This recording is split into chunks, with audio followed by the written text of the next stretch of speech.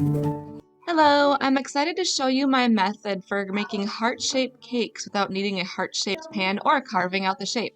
I use square cake pans and round cake pans. And when choosing sizes, the only thing you need to make sure is that the size of the square pan is the same size as the diameter of the circle pan. Here I'm using a 6-inch square pan and 6-inch round pan. I first like to make sure my cake layers are all level with one another. My squares seem to have baked a tad higher than my circles, so I'm just going to turn them and cut off the excess. I freeze my cake layers after I bake them to preserve their moisture, and I like to stack and frost and decorate them while they're still frozen too, so this way I can just turn them on their side and slice off what I need to and they won't crumble apart. Once everything is level, I cut the circles in half, so I'll now have 2 squares and 4 half circles. I like using this method because it eliminates me needing to buy a specific shape pan that I would probably just use about once a year, and also any extra waste from having to carve out the shape from a sheet pan. And then to help visualize how to put this together, take your square and turn it slightly so it looks like a diamond. Now 2 of the half circles fit perfectly along 2 sides of the square, giving it a heart shape. Next, you'll want to make sure to choose a cake board that gives you enough space to decorate. I do like square boards for these because you can turn them to that diamond shape and the heart fits nicely into them. With a 6-inch square and adding the half circle at 3 inches, the longest dimension of the heart in this case is 9 inches. So I'm using a 12-inch board in order to give myself enough space to decorate. And then just like with any other cake, I've added a little buttercream to the cake board to help secure the layers. And then I arranged the first set of layers.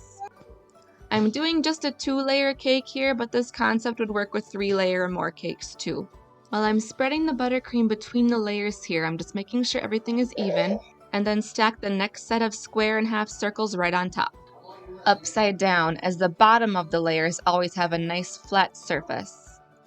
And we'll continue spreading the buttercream for the crumb coat. And remember, the crumb coat is a nice thin layer of buttercream that traps all the crumbs from getting into the outer layer of the decorating. It also sets up the shape of the cake for the outer layer, and especially with unusual shaped cakes like this, it's very important. I'm going through and spreading buttercream on the sides now, just like I normally would with any shaped cake, but I'm also paying attention to fill in any extra gaps or uneven spots that might happen. I do also have a more in-depth tutorial on here about getting smooth sides and sharp edges on a round cake, and a lot of those concepts apply here as well too.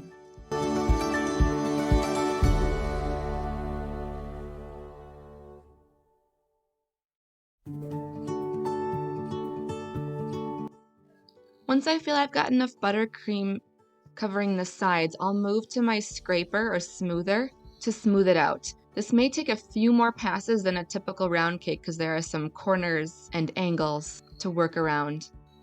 To smooth a cake with corners like this one, also square cakes and sheet cakes, build up the corner with a bunch of buttercream and work on pulling your scraper past the corner, keeping it parallel to the side you just smoothed.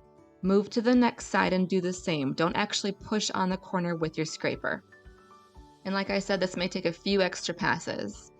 Then we'll pull in the excess from the top. I like to use an angled offset spatula, but any offset spatula will work, pulling it toward the center to smooth the top. Again, the crumb coat doesn't need to be absolutely perfect because we are adding an outer layer and decorating, but it does set up the heart shape nice for the outer layer. It'll go into the fridge for about 20 minutes to 30 minutes, and then we'll start our outer layer here. This is basically the same process as the crumb coat. Start with the top, smooth and spread, and then move to the sides.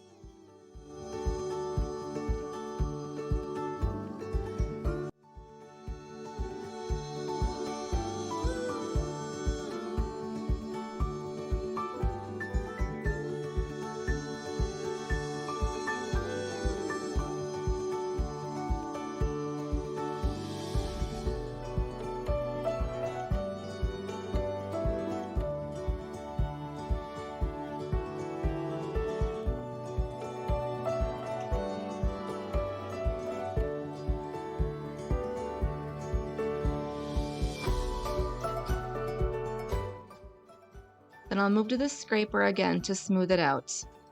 I do like to heat my scraper up under hot running water in between passes. This really helps to make the smoothing easier.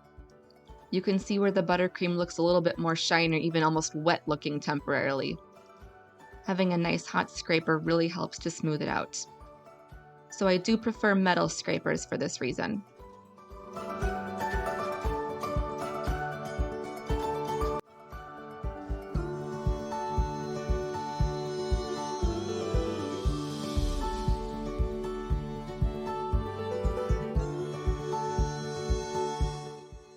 And then once the sides are smooth, we'll level the top by pulling in the excess from the edge toward the center with an offset spatula or angled offset spatula.